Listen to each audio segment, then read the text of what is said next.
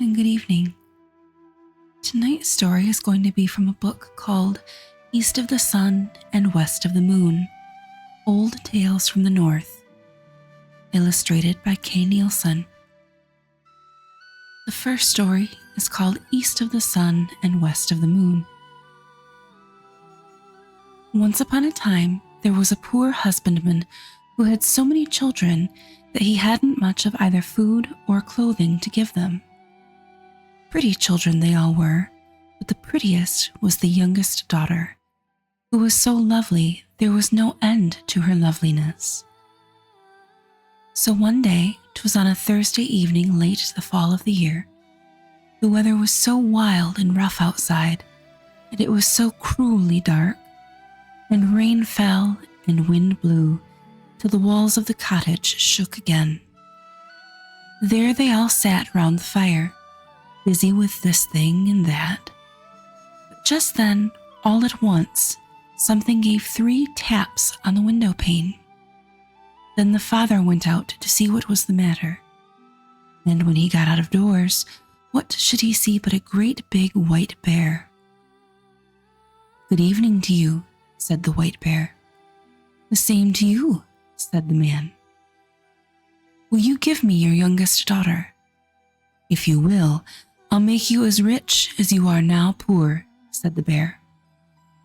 Well, the man would not be at all sorry to be so rich, but still he thought he must have a bit of a talk with his daughter first.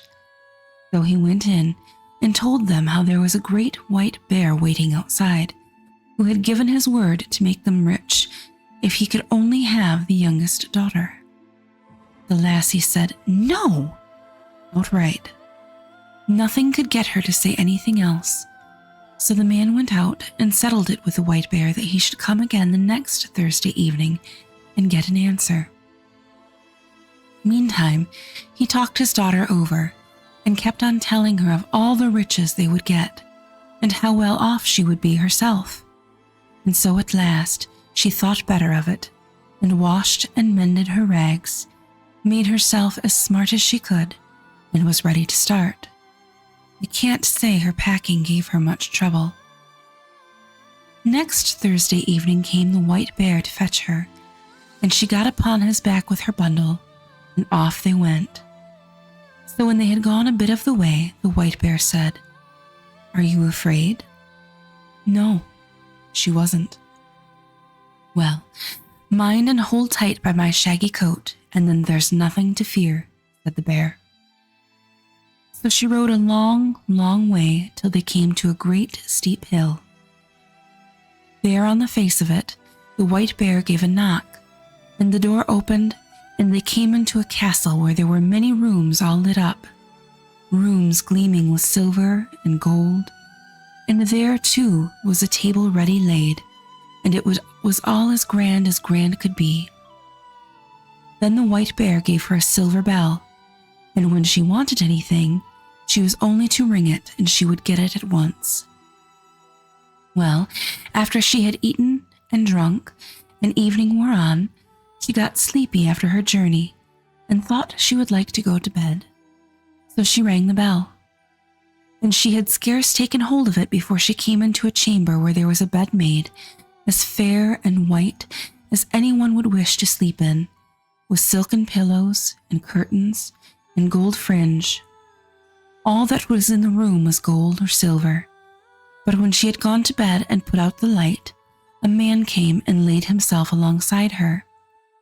That was the white bear, who threw off his beast shape at night.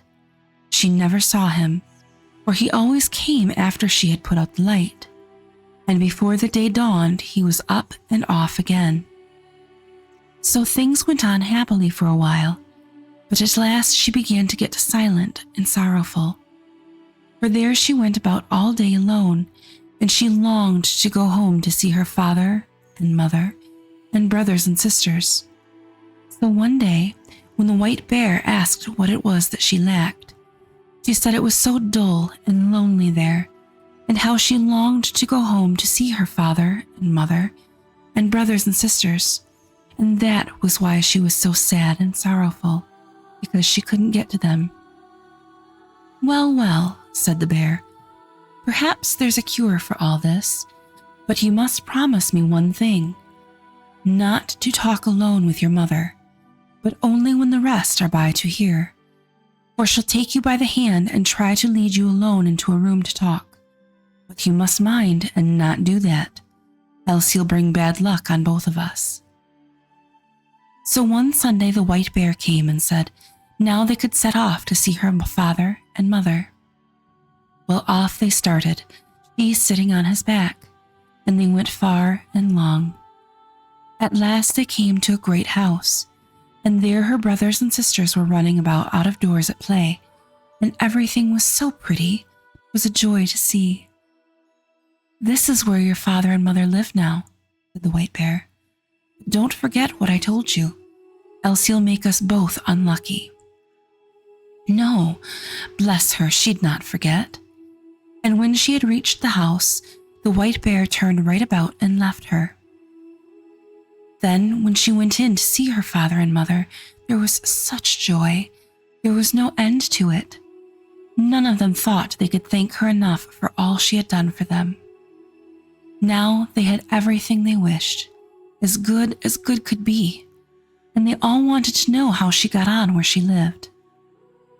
"Well," she said, "it was very good to live where she did. She had all she wished." What she said beside, I don't know, but I don't think any of them had the right end of the stick, or that they got much out of her. But so, in the afternoon, after they had done dinner, all happened as the white bear had said. Her mother wanted to talk with her alone in the bedroom, but she minded what White Bear had said and wouldn't go upstairs. "Oh, what we have to talk about will keep," she said, and put her mother off. But somehow or other, her mother got around her at last, and she had to tell her the whole story. So she said how every night when she had gone to bed, a man came and lay down beside her as soon as she had put out the light, and how she never saw him because he was always up and away before the morning dawned, and how she went about woeful and sorrowing, for she thought she should so like to see him, and how all day long she walked about there alone, and how dull and dreary and lonesome it was. "My," said her mother, "it may well be a troll you slept with, but now I'll teach you a lesson how to set eyes on him. I'll give you a bit of candle, which you can carry home in your bosom. Just light that while he is asleep, but take care not to drop the tallow on him."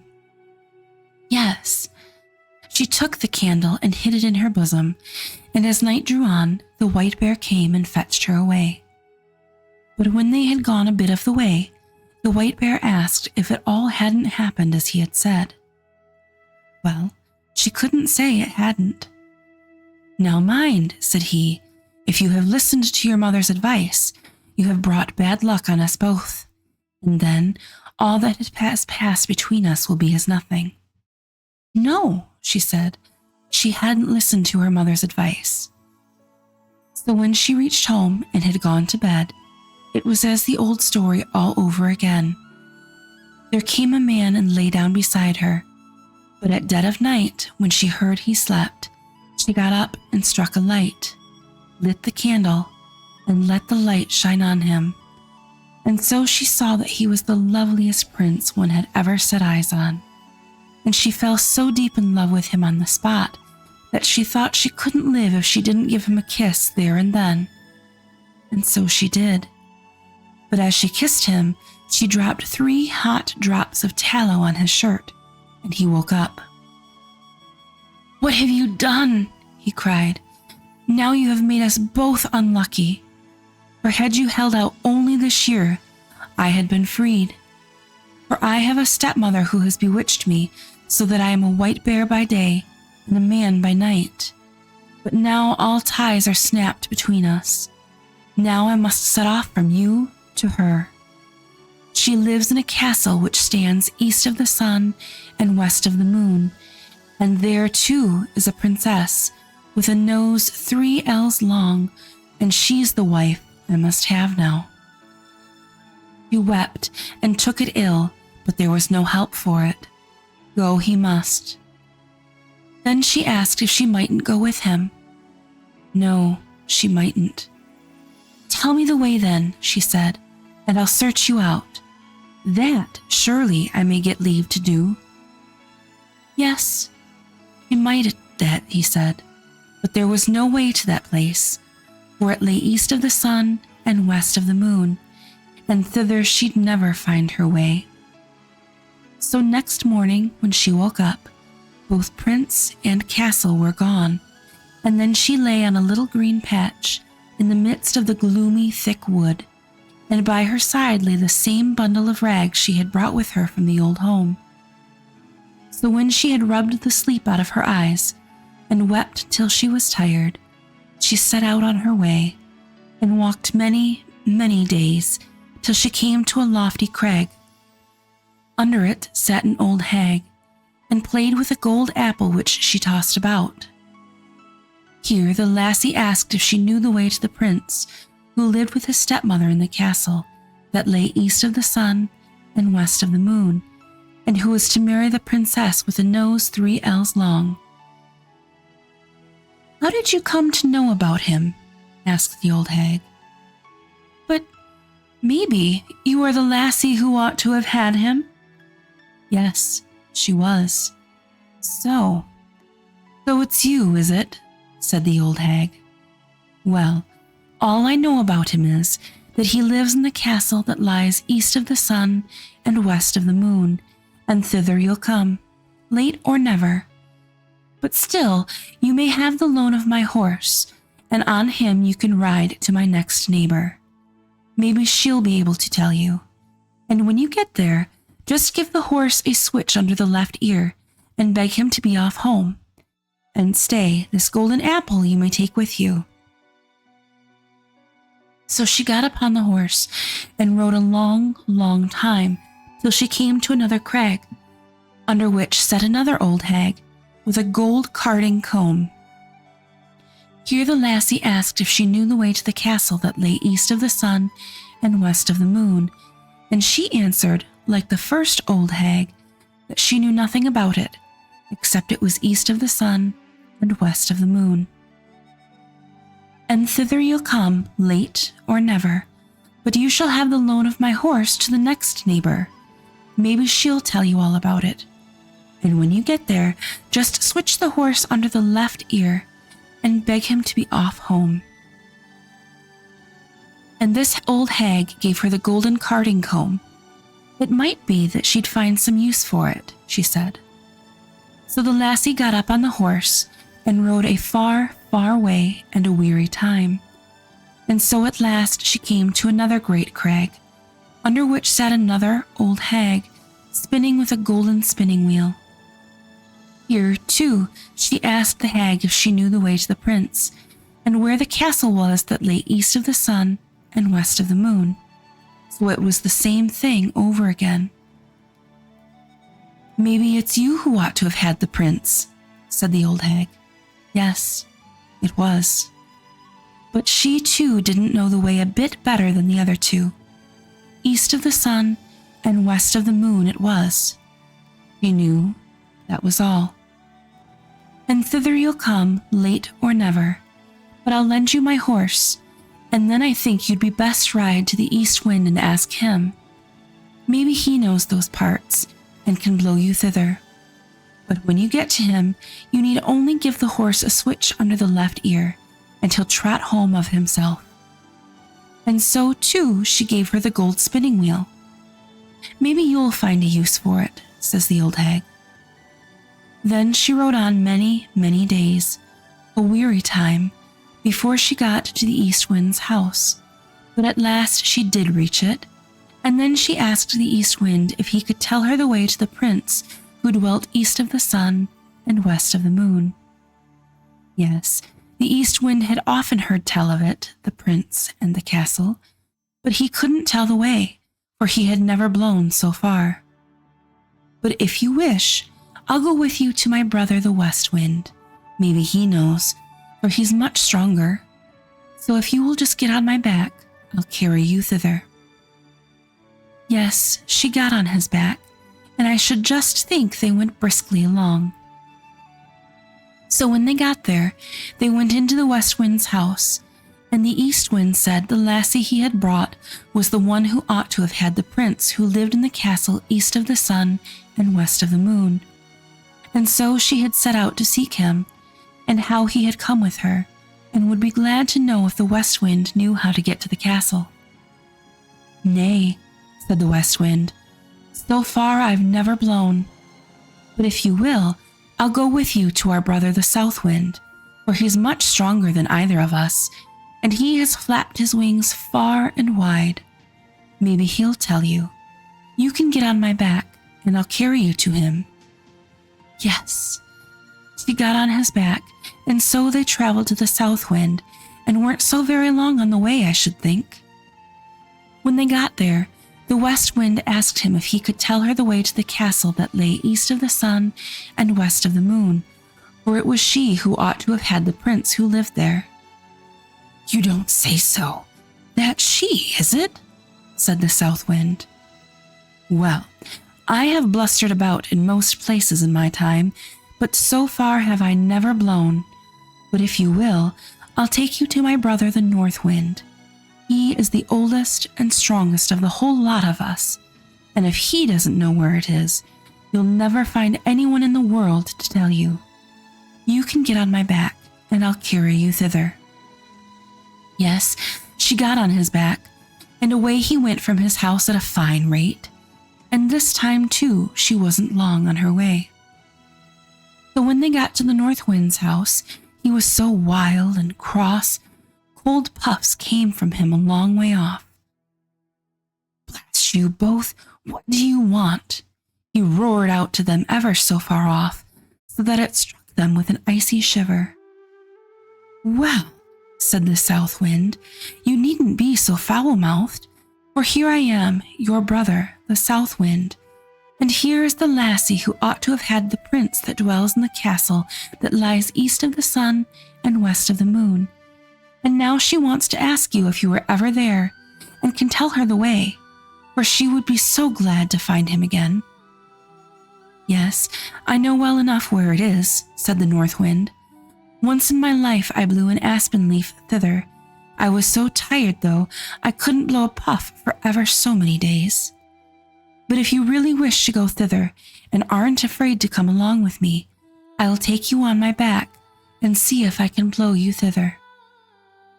Yes, with all her heart, she must and would get thither if it were possible in any way. And as for fear, however madly he went, she wouldn't be at all afraid. "Very well, then," said the North Wind, "but you must sleep here tonight, for we must have the whole day before us if we're to get thither at all." Early next morning the North Wind woke her, and puffed himself up, and blew himself out, and made himself so stout and big 'twas gruesome to look at him. And so off they went high up through the air, as if they would never stop till they got to the world's end.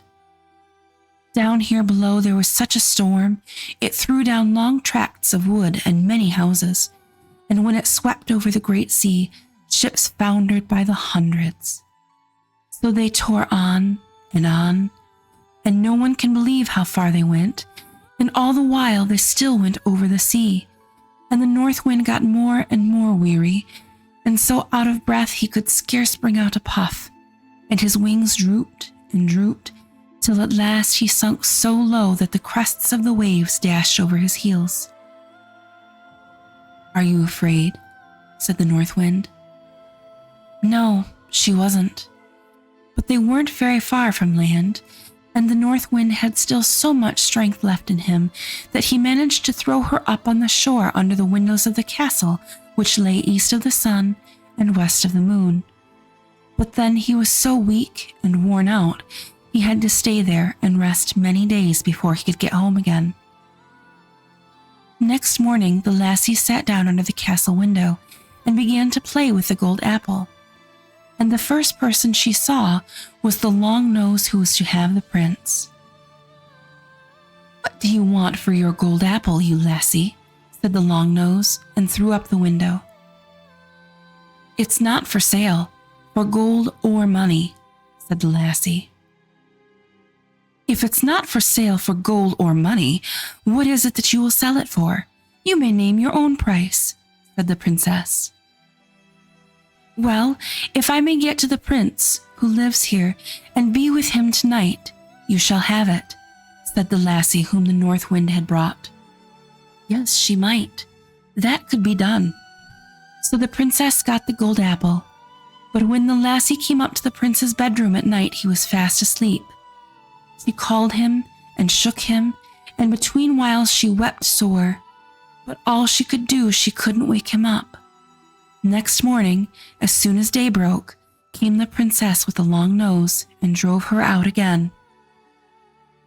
So in the daytime she sat down under the castle windows and began to card with her carding comb, and the same thing happened. The princess asked what she wanted for it, and she said it wasn't for sale for gold or money. But if she might get leave to go up to the prince and be with him that night, the princess should have it. But when she went up, she found him fast asleep again, and all she called, and all she shook, and wept, and prayed, she couldn't get life into him. And as soon as the first gray peep of day came, then came the princess with a long nose, and chased her out again. So in the daytime, the lassie sat down outside under the castle window, and began to spin with her golden spinning wheel. And that, too, the princess with the long nose wanted to have. So she threw up the window and asked what she wanted for it. The lassie said, as she had twice before, it wasn't for sale for gold or money, but if she might go up to the prince who was there and be alone with him that night, she might have it. Yes, she might do that, and welcome. But now you must know there were some Christian folk who had been carried off thither, and as they sat in their room, which was next to the prince, they had heard how the woman who had been in there, and wept, had prayed, and called to him 2 nights running, and they told that to the prince. That evening, when the princess came with her sleepy drink, the prince made as if he drank, but threw it over his shoulder, for he could guess it was a sleepy drink. So when the lassie came in, she found the prince wide awake, and then she told him the whole story of how she had come thither. "Oh," said the prince, "you've just come in the very nick of time, for tomorrow is to be our wedding day. But now I won't have the long nose, and you are the only woman in the world who can set me free. I'll say I want to see what my wife is fit for, and beg her to wash the shirt which has the 3 spots of tallow on it. She'll say yes, for she doesn't know 'tis you who put them there, but that's a work only for Christian folk, and not for such a pack of trolls. And so I'll say that I won't have any other for my bride than the woman who can wash them out, and ask you to do it." So there was great joy and love between them all that night. But next day, when the wedding was to be, Prince said, "First of all, I'd like to see what my bride is fit for." "Yes," said the stepmother with all her heart. "Well," said the prince, "I've got a fine shirt which I'd like for my wedding shirt, but somehow or other it has got 3 spots of tallow on it, which I must have washed out, and I have sworn never to take any other bride than the woman who's able to do that. If she can't, she's not worth having." Well, that was no great thing, they said, so they agreed, and she with the long nose began to wash away as hard as she could, but the more she rubbed and scrubbed, the bigger the spots grew. "Ah," said the old hag, her mother, "you can't wash. Let me try." But she hadn't long taken the shirt in hand before it got far worse than ever, and with all her rubbing and wringing and scrubbing, the spots grew bigger and blacker, and the darker and uglier was the shirt. Then all the other trolls began to wash, but the longer it lasted, the blacker and uglier the shirt grew, till at last it was as black all over as if it had been up the chimney.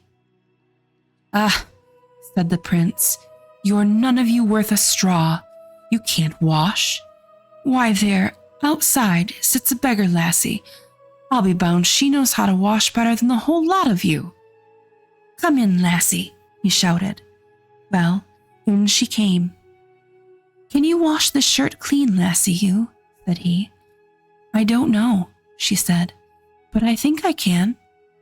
And almost before she had taken it and dipped it in the water, it was as white as driven snow, and whiter still. Yes, you are the lassie for me, said the prince. At that the old hag flew into such a rage she burst on the spot, and the princess with the long nose after her, and the whole pack of trolls after her. At least, I've never heard a word about them since. As for the prince and the princess, they set free all the poor Christian folk who had been carried off and shut up there, and they took with them all the silver and gold, and flitted away as far as they could from the castle that lay east of the sun and west of the moon. Thank you for joining me this evening. I hope I've given you some sweet dreams.